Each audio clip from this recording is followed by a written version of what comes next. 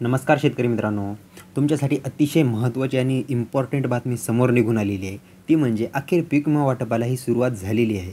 परभणी जिल्ह्यातून कुठल्या शेतकऱ्यांना हे मेसेजेस आलेत व कुठल्या शेतकऱ्यांचा अग्रिमाचा पीक विमा हा मंजूर होऊन खात्यात जमा झाला आहे, हे तुम्हाला मी व्हिडिओमध्ये सविस्तरपणे दाखवणार आहे. व या म्हणजे जमा झालेले रकमेचे मी पुरावेसुद्धा तुम्हाला व्हिडिओमध्ये देतो. म्हणजे शेतकऱ्यांच्या कमेंट्स देखील आपल्याकडे आलेले आहेत. त्याचप्रमाणे आणखी काही जिल्ह्यांदेखील संदर्भात एक महत्त्वाची अपडेट देखील व्हिडिओमध्ये आहे. तर तुम्ही व्हिडिओला एकदम काळजीपूर्वक बघा व परभणीचे जर काही व्ह्यूअर्स असतील तर तुमच्या खात्यात देखील तुमच्या मंडळातला पीक विमा जमा झाला आहे का, हे आम्हाला कळवण्याचा प्रयत्न करा चॅनलच्या कमेंट्सच्या माध्यमातून. तर बघा, त्यामध्येच काही लोकांना जर या गोष्टी फेक वाटत असतील तर त्यांनी व्हिडिओला सोडून गेलं तरी चालेल, काहीच हरकत नाही. कारण अशा व्ह्यूअर्सची आम्हाला गरजसुद्धा नाही आहे. ही गोष्ट आत्ताच क्लिअरली सांगून टाकतो मी. ज्यांना जेन्युइन वाटते त्यांनी बघा, नाही बघेल, ज्यांना आवडत नाही आहे त्यांनी आताही निघून गेलं तरी काही हरकत नाही. तर बघा, यामध्ये परभणीमध्ये काही शेतकऱ्यांच्या खात्यावर हे पीक विम्याचे पैसे हे मंजूर झालेले आहे. तर ते कुठले झालेत हे मी तुम्हाला सविस्तरपणे आता सांगतो. चला एका आपण तो पॉइंट कवर करूया. लेकिन इससे पहले अगर आप चैनल पे नए हो तो मेरा नाम है सम्राट और स्वागत है आपका शेतकरी सम्राट इस यूट्यूब चैनल में। अगर आपने चैनल को लाइक, सब्सक्राइब और दबा के शेयर नहीं किया है तो वो भी कर दो, और जो मेरे लेफ्ट साइड में जो कुंडी में घंटा दिख रहा है उसे भी दबाओ ताकि नोटिफिकेशन पाओ. तो चलिए करते वीडियो को स्टार्ट और तुम भी कर दो वीडियो को लाइक.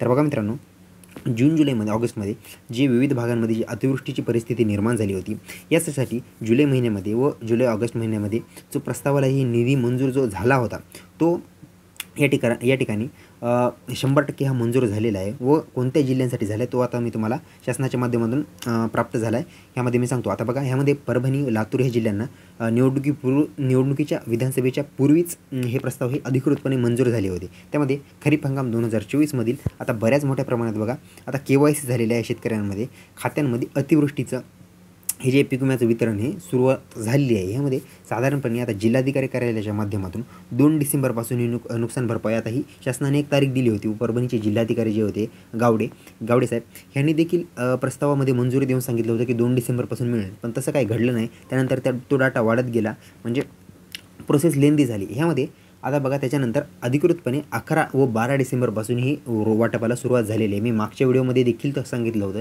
की 12 डिसेंबरपासून वाटपाला सुरुवात होऊ शकते. पण ह्या गोष्टी लोकांना फेक वाटत होत्या, त्याबद्दल आता मी काहीही करू शकत नाही.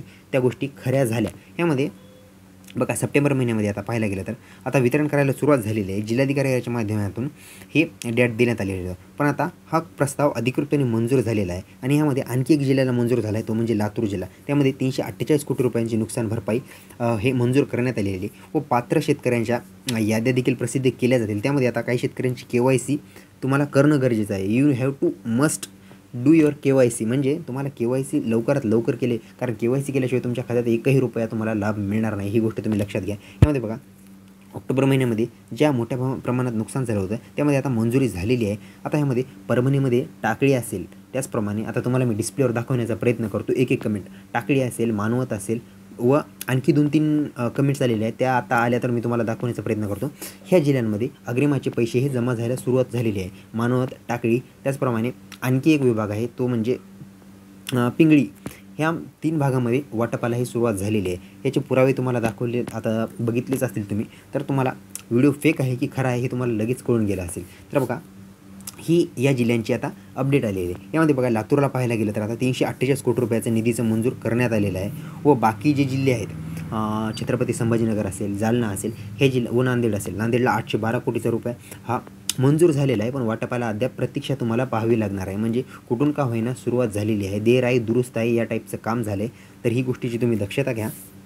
तुमच्या खात्यात जर परभणीचं कोणी बघणार असेल तर तुमच्या खात्यात जर जमा झाला तर आम्हाला कमेंटद्वारे नक्की कळवा, कारण तीच कमेंट आम्ही बाकी प्रेक्षकांपर्यंत पोहोचवण्याचा प्रयत्न करतो.